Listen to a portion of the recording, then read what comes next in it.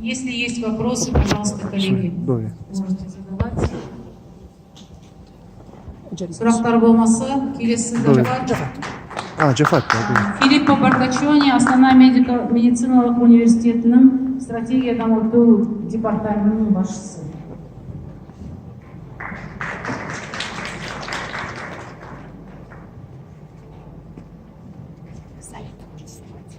Хотите поснимать? Давайте. Мне легче, да?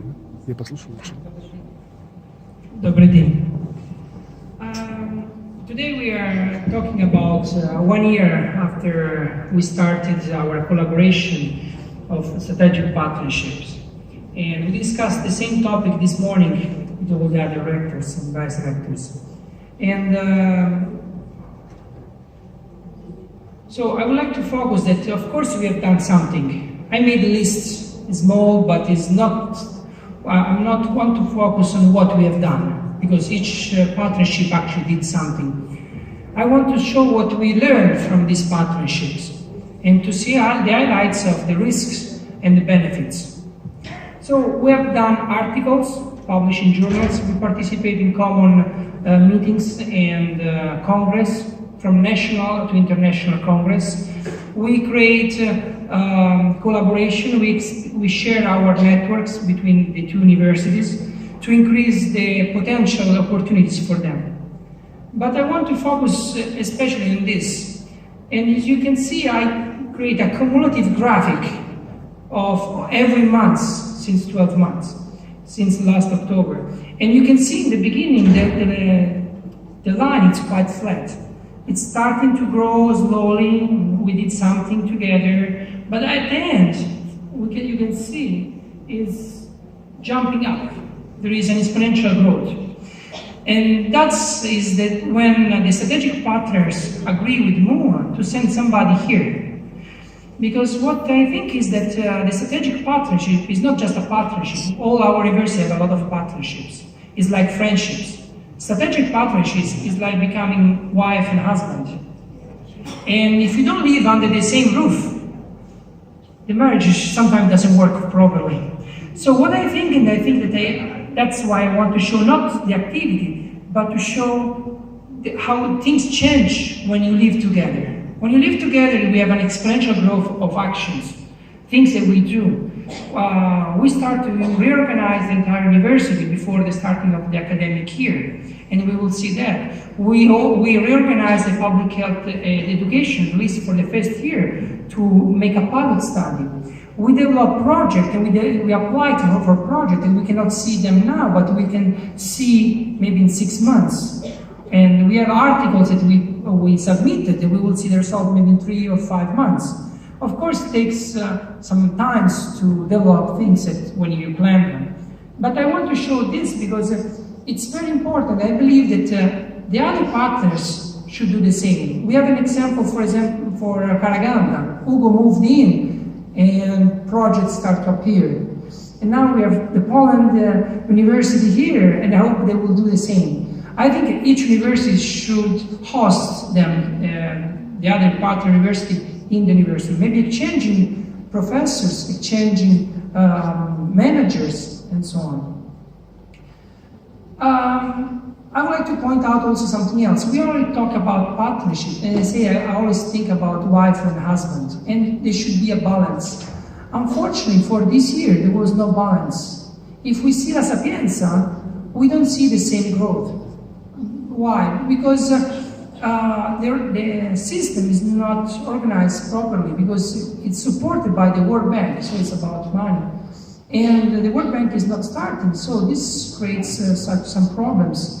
And I think that this can create instability to all the partnerships if the World Bank doesn't start.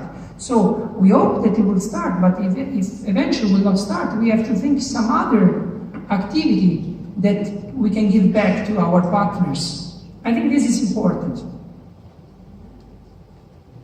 So I think this is one of the main activities that we organize, and is the summer school. The summer school was an event where we invited to talk and speak more than 23 speakers. And they were coming from Kazakhstan, they were coming from Italy, they were coming from Uzbekistan, and we offer this summer school to all our network. We invite all the university, Western Kazakhstan as well, Karaganda, all of them. And we had participants from Aktobe, she's sitting over there. And we had people from Karaganda, from Simei participating, and it was totally free. It was free because it was an action of collaboration between universities. We invite our partners and networks from Asia, from Russia to Belarus. We had people from Belarus, we had people from Uzbekistan and so on. And it was a great success. It was a great success because not only we show that we can do things for free. We didn't spend anything except for the tea and the coffee. And for the students, it was totally free.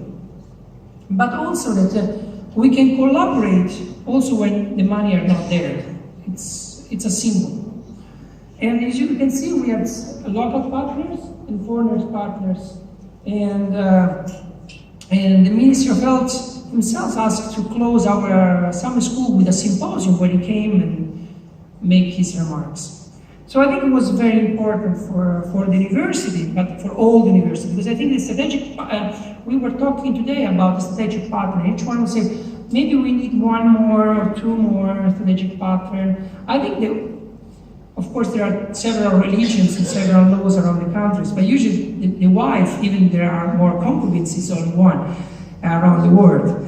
And but what we can do, I think, is to share the experience with the other university, understand maybe with the symposium like this one or more restricted, what we learn from our strategic partners, share the experience so that all of us can learn how to be in the marriage. So, from when we arrived, I want to point out three main actions that we did, because these are three main enablers that will permit us to develop our strategic plan. It is, of course, based on our assessment of last year. The first one is the creation of an incubator inside MUA, and this is a very big step because we create a technopark and so on. It will permit our development because thanks to the incubator, we can actually spin off some of our university. And this will create what the Prime Minister is asking us to create private-public partnerships from one side, and is asking us to develop a new startup and the environment in Kazakhstan. And we opened this at the end of August, and so it was a big result for us. Then the second main enabler was to reorganize entirely the structure of the university. We totally reorganized the university. It's a very big step. And this was not only approved by the executive board, so officially we are like this today, but also was discussed with all the chief of the cátedra of the entire university. All our professors discussed it together if this change was good or not, and they all approved it. They all approved it because they understand after the discussion what was about and where the opportunity were. And this structure permits us to tackle the autonomy. We're talking about autonomy in our project for Trunak. Ugo already explained it. And we want to be one of the partners because this is one of the models we propose for autonomy. This is our autonomy structure. How it's organized? We start from the medical point of view and we say, first of all, primum non nocere. That means first thing is to not harm the patient. So we didn't touch the educational process because the educational process was working fine. Of course, and everything can be optimized, but was working fine. So you can see the colors, and the colors are our deans, undergraduate, postgraduate, and so on. So it's in a horizontal way. But we see now that, so the deans are responsible for education, so we give more power, more responsibility to the deans, while the vice rectors are working for research. And I want to point out that we didn't have researchers. The contract in our university were only for education, administrative, and others. With others is clinic. So where the research was meant to be. There was nobody was hired to make research. That's why we were not making research. So we try now to apply to change some of the contract of hiring people for research. And so how do it works, this structure? It works vertically. The vice rector was control the research, the clinical activity, and the consulting activity.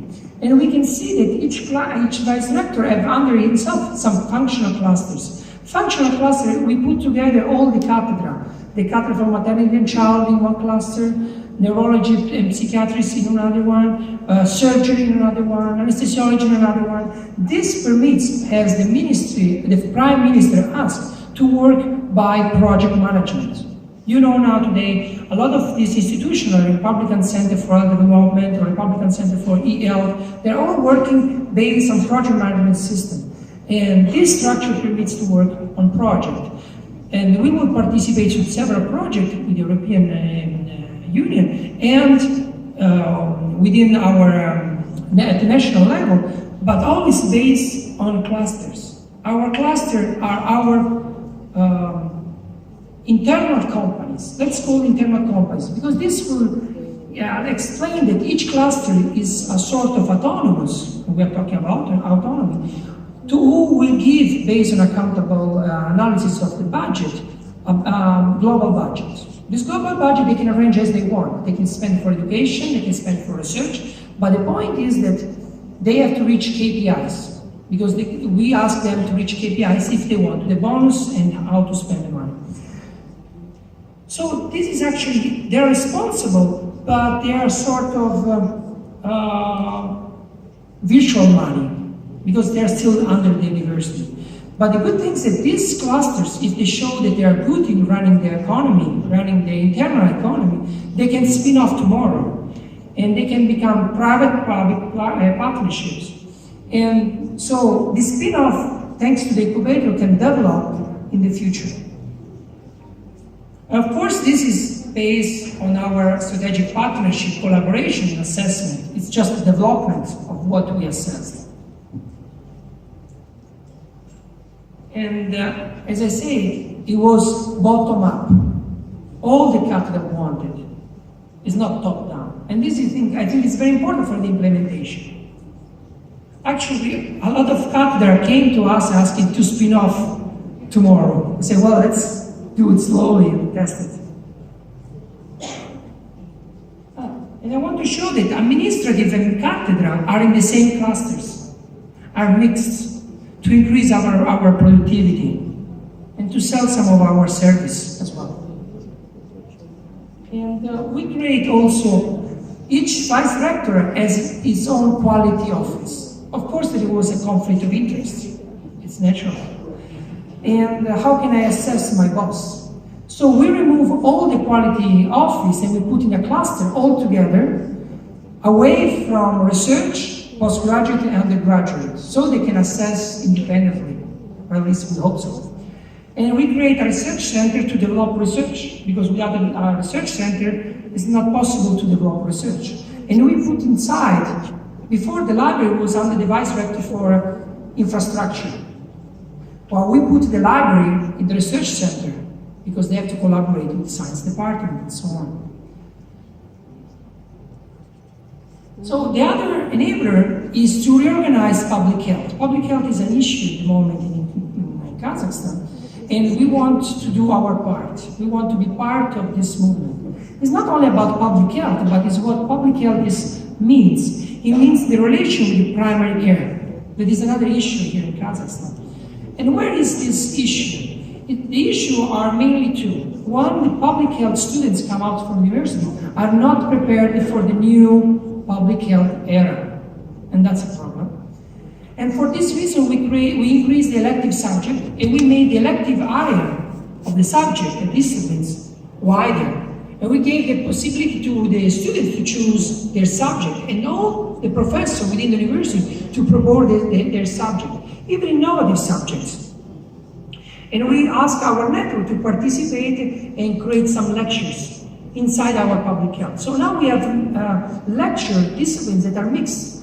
We have some professors from abroad and some from our university, and this permits to translate the subject in Russian, in Kazakh, and re-elaborate it based on the local context, increasing the knowledge back in the country of our partners and in Kazakhstan. At the same time, to increase the competences of our teachers with new subjects. Of course, we are planning, we will see some mobility, sending our professors to La Sapienza and other university to increase their knowledge. But, this is very important, we say, we pay the trip, but you have to come back with new lessons for public health. Otherwise, you have to pay the tickets yourself, and you're staying there. So we will have extra lecture. What we have done, we squeeze everything in 2 months. So at the moment, we changed the project of public health so that we made all the mandatory subjects in the first semester, so we have 1 semester to collect all the extra subjects and elective subjects for the second semesters, where the students can choose their own subject. And this is very important because, of course, there is an overload of work for the administration staff. Creating the planning now is more difficult. But before, most of the elective subjects were chosen by the dean, not by the students. Creating this type of organization, you can see the model is based on the e-learning, on Coursera, on Khan Academy, the latest online platform, where we build not only the e-learning part, but also the face-to-face part on the same model. So people can build their own pathway through the knowledge. This way, we will not produce one type of public health professional. Actually, we will produce diamonds.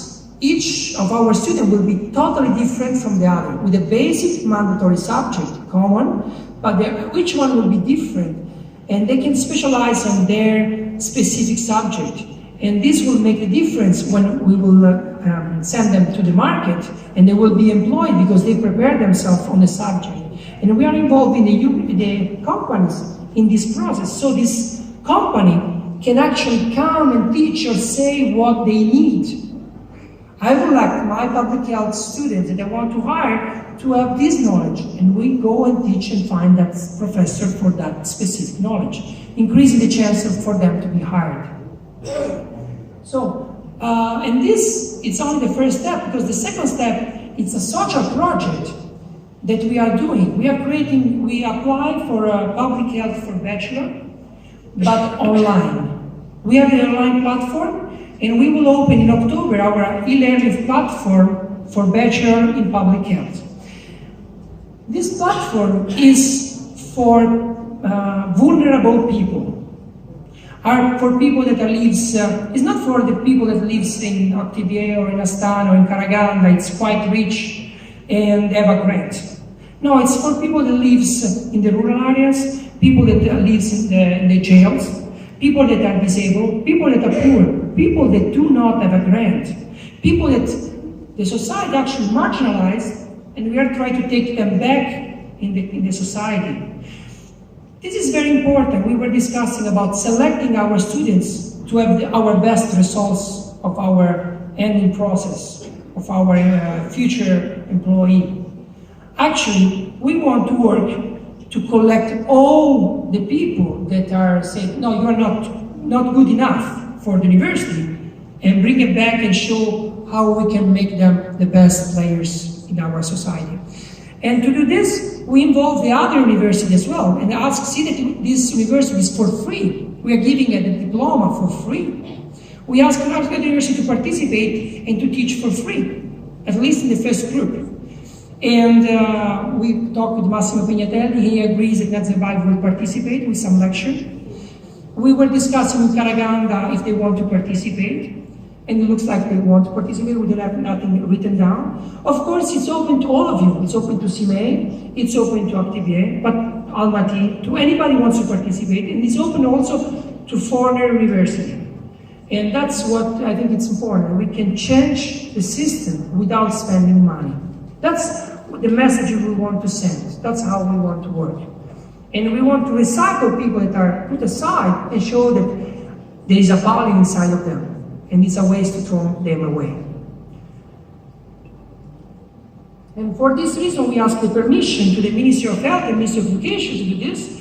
And each one will say, for me it's fine, as long as the other one says it's fine. So at the end we have an approval, even if we have the last letter we send the Friday to ask the final approval for extending to the rural areas, poor population, and other that were not in the precast. This is important. We read all the precast in the ministerial documents, all of them, even if we come from abroad. And so we are waiting for the answer, and I hope that we have an answer soon because we would like to open. I think we will open officially 15th of October, but the lesson will start around the 15th of November. And this was done in a few months.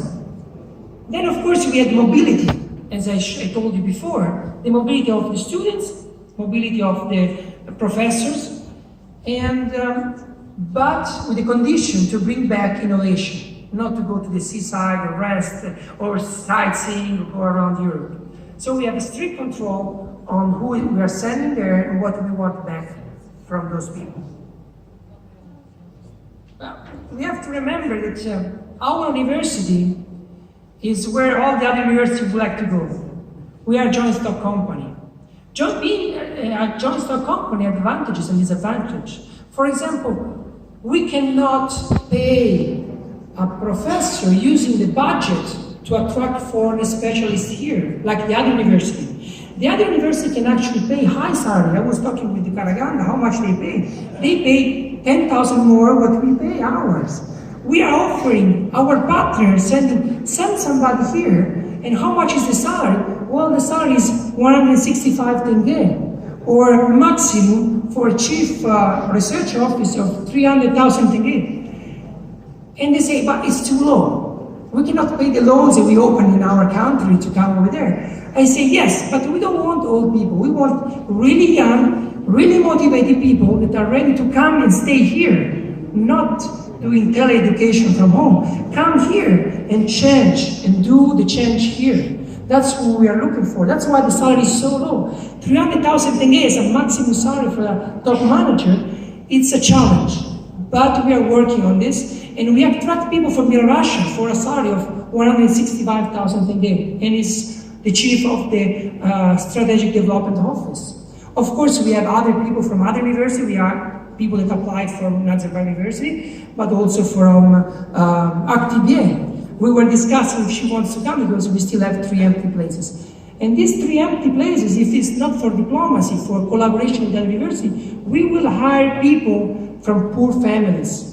Because we don't want experts, we create experts. That's the difference. That's what we have done with the summer school. We spend 1.5 months to prepare our management staff. They're all young, highly motivated, and they're learning on the job. That's how we work. And you can see the symposium was close with us, and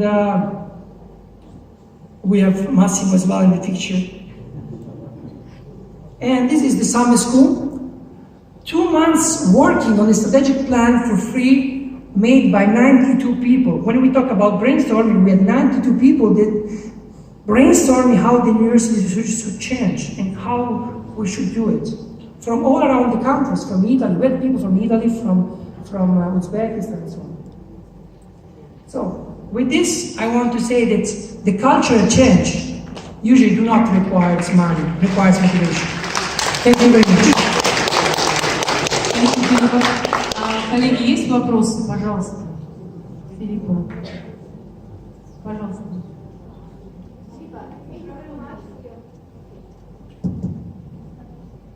It works. Hello. Filippo, yeah. My name is Altina Vingazina. I came from Kazakhstan School of Public Health in Almaty. And yeah, we met in Astana, a few weeks ago. Thank you very much for your excellent presentation. Yes, you do a lot for the development of the university in Astana. I have only one small question. I'm now interested in online programs. You mentioned about online program for bachelors. Yes. Yeah? And could you tell about the duration of this program? Okay. Yeah. The duration, it's the duration of public health faculty. It's normal, it's 4 years. And we will start with the first year, and we will have mandatory subject online, e-learning. There is a governmental precast that says that we can open it. That's why the two ministers said yes. So we are actually asking to extend to the poor population. That's the difference. And we will offer to all the other universities to participate and give their lecture inside. Of course, the first year, and for the first group, will be totally free. For the other, will be free for some categories, like the poor people, but other people can apply maybe in the future using their own grants. And of course, the students will choose the subject, like they do on Coursera and so on, and we will pay back the professors and the university based on how many students they choose to participate. At the moment, we actually apply also with this project also to the tender of the Ministry of Education and Science a few days ago. So if hopefully we win this, we can pay also some of the participants based on the number of students they participate. But we don't want to pay for the lectures. We want to pay as a bonus, because the project is for no-profit activity. This is very important. So, of course, and we develop a plan, a scientific plan, to see the difference of the results. So we will measure quality before and after of these poor people, disabled people, if they feel better after a good education in public health. Because at the moment we have a lot of voluntary people working for non-governmental organizations, NGOs. They're working for charity, but they don't have a public health background. So if we teach them public health, we are actually improving the entire system from the bottom, and we can develop, and we are focusing on community-based healthcare. So we want to teach everybody basic subjects, so people can access, like they do on Coursera, and read how to treat a patient, how to organize the cleaning, the hygiene of the patient, and so on, because this is important for the caregivers. Caregivers, it's the wife of the patient. And today nobody's teaching them, that are our main source of work, of employers in the healthcare system, how they should do the job. That's what we want to tackle, the primary care system as well. Okay, thank you very much. Thank you. Of course, this is only the first step.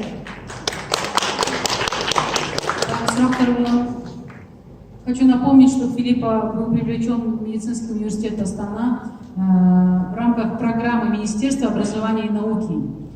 Хочу сказать, что в Министерстве здравоохранения тоже есть такая программа, предусмотрены были средства на привлечение. Но так получилось, что Филиппо приехал за счет средств Министерства образования.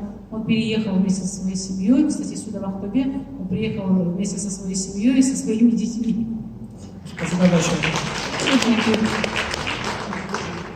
Келесі сөз Мэнди Слово Германия